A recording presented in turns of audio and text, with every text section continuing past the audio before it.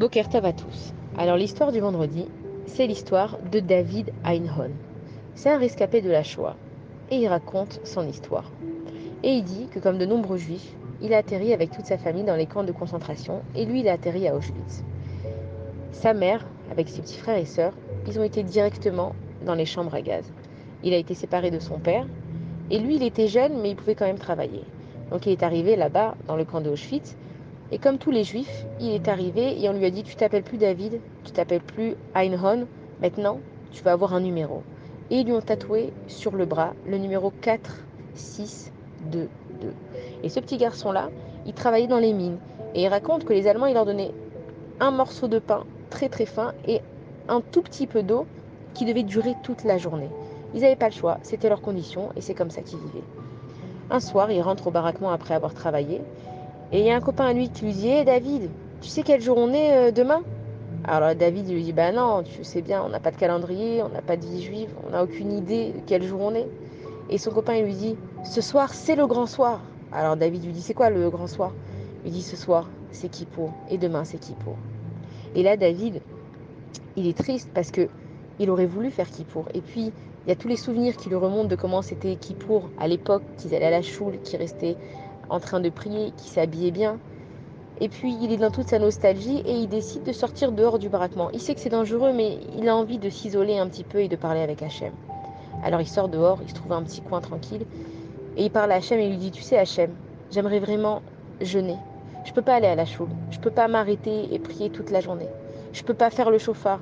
La seule chose que je peux faire dans ma condition ici à Auschwitz, c'est de jeûner. Mais dis-moi Dieu, comment je vais tenir avec une miche de pain? Comment je vais réussir à casser le jeûne? Et il lui dit, tu sais Dieu, moi je voudrais faire cette mitzvah, je voudrais jeûner pour toi. Mais si tu m'aides pas Dieu, si tu es là et tu m'entends, je veux faire cette mitzvah, aide-moi. Il n'a pas fini sa phrase que devant lui, il y a des camions qui passent et c'est des camions qui allaient en direction de la cuisine du camp. Et là, il y a une tête de chou qui tombe et qui roule jusqu'à ses pieds.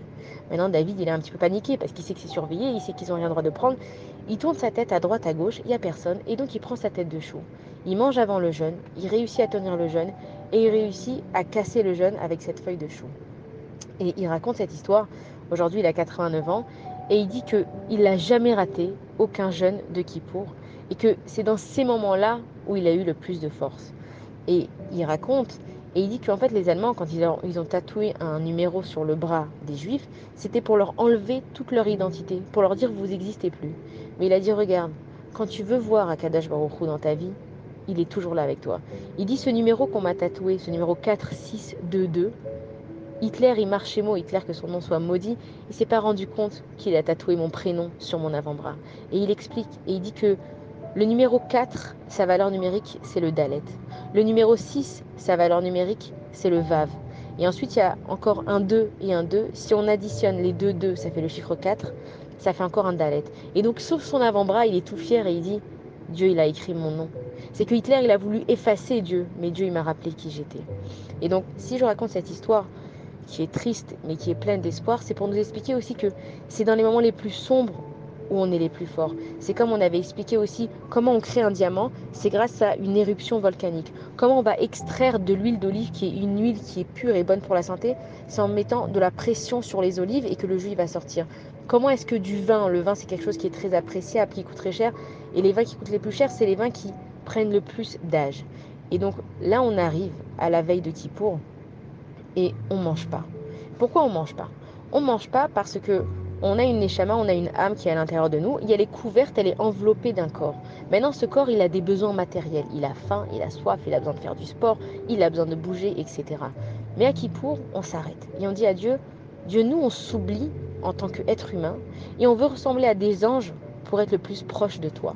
Dans la vie de tous les jours, on ne peut pas faire abstraction de notre corps humain.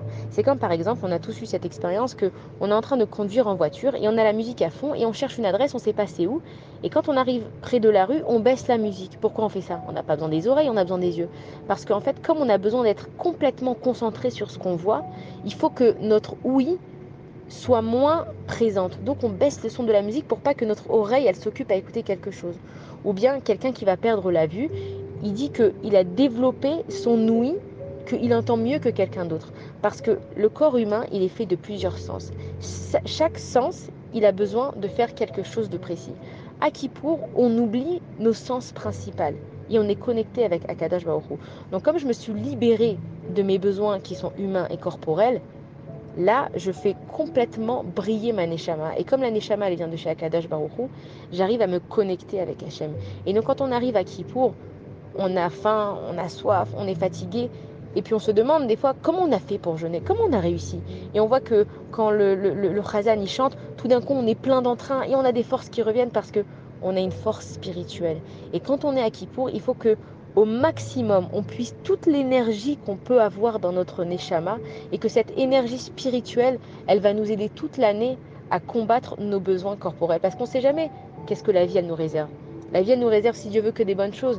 Mais quand on est dans des moments sombres, quand on est dans des moments de difficulté, on va puiser à l'intérieur de nous et on va chercher dans notre Neshama.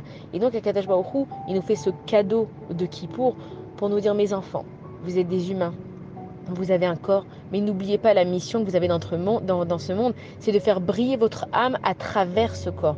Donc je vous donne un jour par an l'opportunité de vous prouver à vous-même que vous êtes capable de vous conduire comme des anges. Alors n'oubliez pas, ce qui pour quand ça va être dur pour nous, on va puiser à l'intérieur de nous et on va dire à Kadosh Baruch Hu Hashem, nous on s'oublie.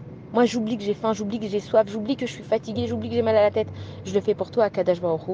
Donc Hashem, en retour, oublie-toi pour moi, entre guillemets, oublie mes fautes, oublie ce que j'ai fait de pas bien et accorde-moi Bezrat Hashem, signe-moi dans les bons livres et fais-moi passer une bonne année. Shabbat Shalom à tous.